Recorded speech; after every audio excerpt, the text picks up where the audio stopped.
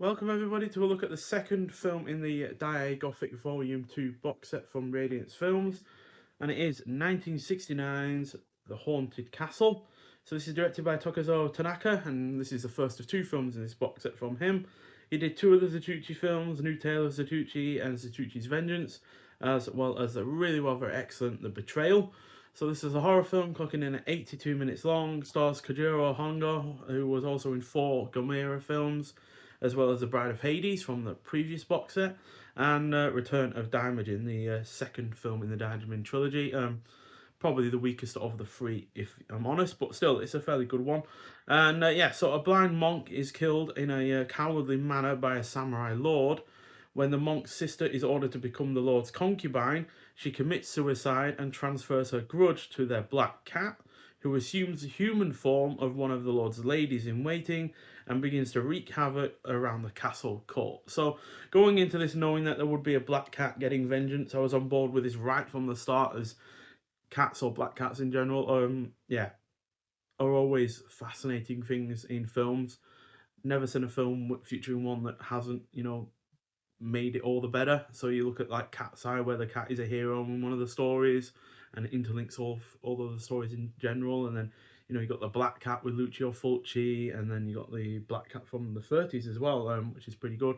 And then you also got I think it was one of the one of the Tales of Terror with Vincent Price, where the cat ends up getting walled up in the wall with the victim of a person that Vincent Price's character has murdered, and he keeps hearing the cat in this wall and stuff and such, and then it ends up revealing that he's killed someone. And yeah, the cats are just really fascinating creatures in their own right, but also when they're used in films, they are generally really rather quite cool.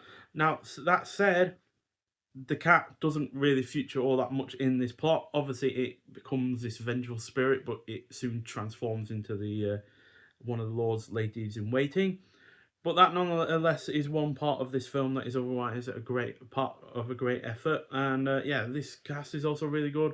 There's atmosphere of plenty throughout. The plot is highly engrossing. The pacing on point. It's well shot. The production is solid, especially in terms of the period production, but also in terms of the violence. The score is well done, and although there are some similarities to Ghost of Kasani Swamp, as we also have a blind bold man that is murdered for nefarious reasons, as like in that. In fact, he also gets the same kind of head wound from a samurai sword. This is far from a predictable effort, despite those few similarities at the start. So, yeah, overall a great effort, and I feel on the whole an improvement over the first film. So therefore, this is going to get a 4.5 out of 5-star rating. As yeah, just really enjoyed this overall, to be honest. And yeah, I like the Giallo yellow that they've got going on for the disc, which kind of links it to Lucio Fulci, who obviously did Giallo as well, but also did the Black Cat. So there is a little bit of a link there, and we have a reversible sleeve artwork for this release as well.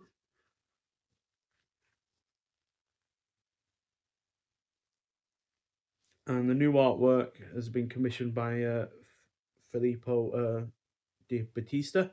And it's got how this is like the previous film has had a new 4K restoration by Radiance Films themselves. Looks absolutely superb. No issues whatsoever in terms of the visuals of this, and neither with the sound as well, which is uncompressed mono PCM audio.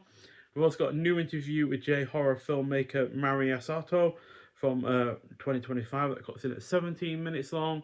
And then we've got The Strange Case of Ikuko Mori, a visual essay by Tom Mes from clocks in at 6 minutes long.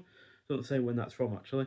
And then we've got a trailer and a new English subtitle translation for this release as well. So, yeah, overall an excellent release, and this tops any of the films in the previous Daiei Gothic box set, and obviously the previous one in this release as well. So, yeah, overall, it's absolutely superb film, and one that I highly recommend seeing. Although, if you do have this release, I would recommend going in order. I just find that to be the better way of doing it. But yeah, if you feel like there's one film you have to jump to, then as of now, I say jump to this one straight away. But nonetheless, thank you for watching. If you have seen this film before, I'd like to hear your thoughts on it, and I'll see you in the next one. Bye.